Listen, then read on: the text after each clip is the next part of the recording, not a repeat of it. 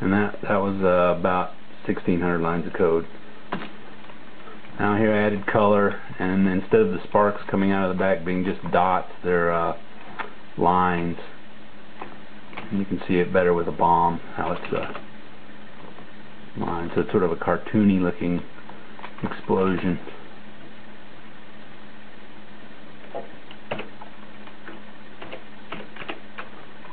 I remember how to operate the thing. Next thing I added was these little laser guns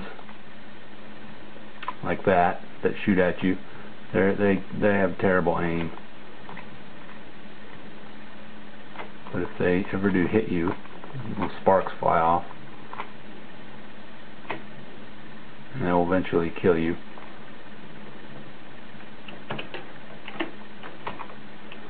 And that was about we're about 2,000 lines at that point.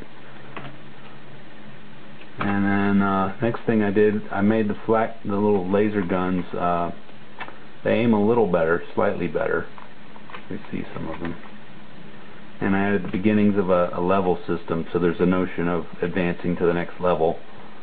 So they aim slightly better in that they slightly lead you based on your speed, but they still don't do very well.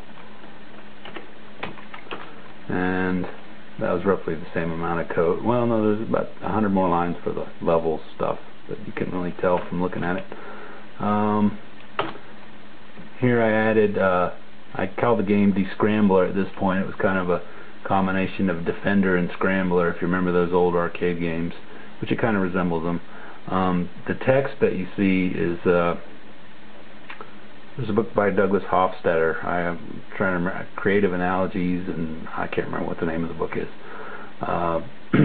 But he talks about a grid font and variations of different fonts of this grid, and the letters you see here are sort of patterned after what he talks about in that book. And that was about 2,600 lines of code at that point.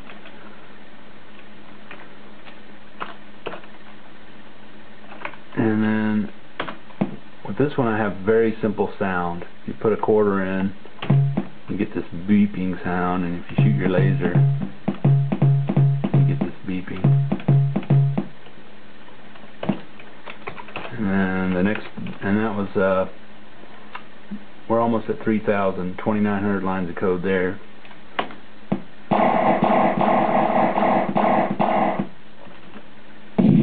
And there I added better sound, and that was about another couple hundred lines of code, almost 3,200 lines. And the next version, I added, you can see now there's capital letters on the font. Previously it was only lowercase.